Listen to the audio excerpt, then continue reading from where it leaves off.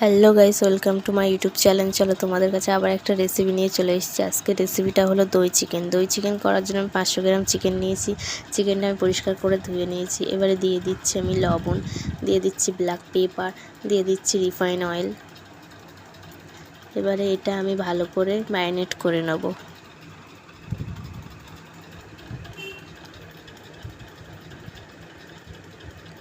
Marinate করা হয়ে গেছে, 30 মিনিটের জন্য রেস্টে রাখবো। আদা রসুন কাঁচা লঙ্কার পেস্ট করে নেব। পেস্ট করা হয়ে গেছে, আমি কড়া গরম হয়ে গেছে, কড়াইতে তেল দিয়ে দেবো।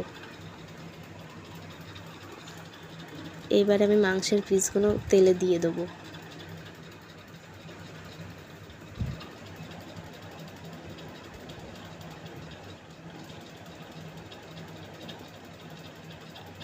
উল্টে পাল্টে লাল লাল করে ভেজে নিতে হবে।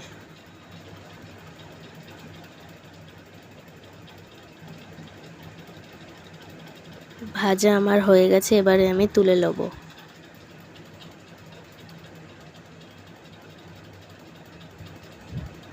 সব মাংসই আমার ভাজা হয়ে গেছে, এবারে আমি কড়াইতে আরেকটু রিফাইন অয়েল দিয়ে দেবো।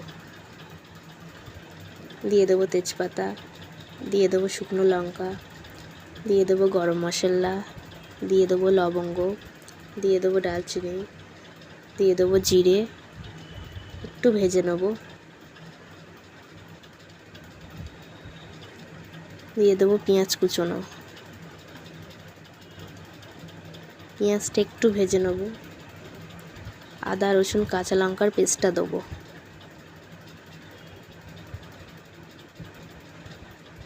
দিয়ে দেবো লবণ। এই পেস্টটা একটু ভেজে নেব।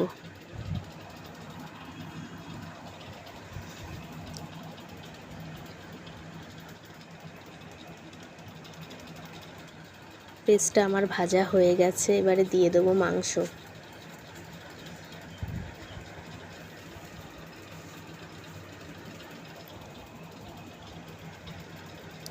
মাংসটা একটু ভেজে নেব।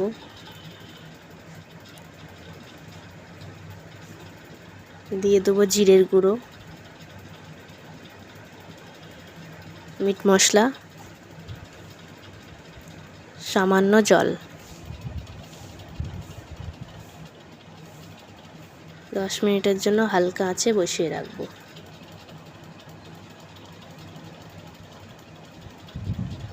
টক দই নিয়েছি, টক দইটা আমি ফাটিয়ে নেব।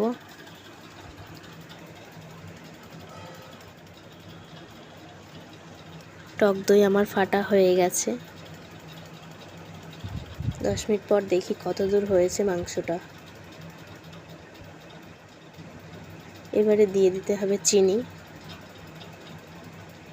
যেহেতু আমি টক দই দিচ্ছি, চিনিটা দিতে হবে, না হলে মাংসটা টক টক লাগবে। ফাটানো টক দই দিয়ে দিয়েছি। টক দইয়ের বাটিতে জল দিয়ে সেই জলটাও দিয়ে দিয়েছি। এবার একটু নেড়ে নেব।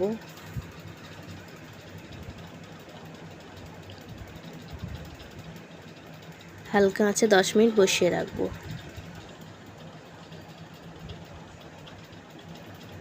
10 মিনিট পর আমার রান্না কমপ্লিট। পরিবেশন করে দেখাবো। দেখো দই চিকেনটা কত সুন্দর হয়েছে না, কত সুন্দর কালার এসছে, তাহলে খেতেও কত সুন্দর লাগবে। খুবই সুন্দর লাগছে। চলো, ভিডিওটা আমি এখানেই শেষ করছি। ভিডিওটা ভালো লাগলে লাইক কমেন্ট শেয়ার এবং আমার চ্যানেলে নতুন থাকলে সাবস্ক্রাইব করে যাবেন। Tata, bye bye, take care.